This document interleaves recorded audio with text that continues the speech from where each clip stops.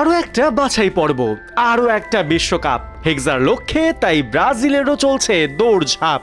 তবে অবস্থা যেমন দাঁড়িয়েছে তাতে হেক্সা দূর, সেলেসাওরা বিশ্বকাপে সরাসরি কোয়ালিফাই করতে পারবে কিনা তা নিয়েই বেঁধেছে সংশয়।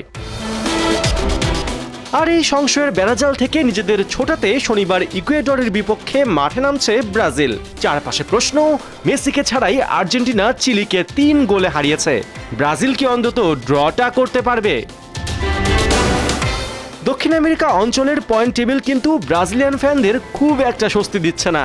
এই মুহূর্তে 10 দলের মধ্যে তাদের অবস্থান 6, এমনকি ইকুয়েডরও তাদের ওপর। আর এক ধাপ নিচে নেমে গেলে বিশ্বকাপে অংশ নেবার জন্য ব্রাজিলকে খেলতে হবে play of.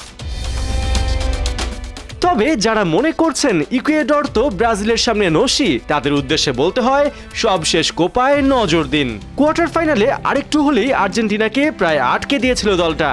Thanks to Dibu, টাই ব্রেকারে তার নৈপুণ্যে সে যাত্রায় অঘটন এড়ায় আর্জেন্টিনা।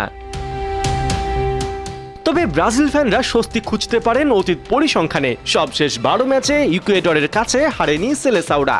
8 জয়ের বিপরীতে ড্র কেবল 4টায়। তাছাড়া ওভারঅল হেড টু হেডেও এগিয়ে ব্রাজিল।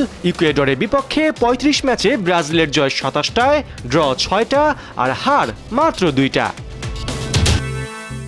এদিকে ইকুয়েডর ম্যাচের আগে অস্ত্র ভান্ডার নিয়ে কিছুটা চিন্তিত ব্রাজিল বস দরিভাল জুনিয়র। নেইমার তো আগে থেকেই নেই, এবার কার্ডজনিত সাসপেনশনে পাচ্ছেন না বার্সা উইঙ্গার রাফিনহাকে।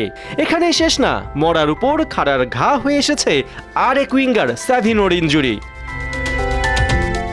দলকে তাই ব্যালেন্সড করতে 17 বছর বয়সী পালমেরাসের স্ট্রাইকার এস্তেভাও উইলিয়ানকে কল করেছেন ব্রাজিল বস, যাকে বলা হচ্ছে ব্রাজিলের মেসি।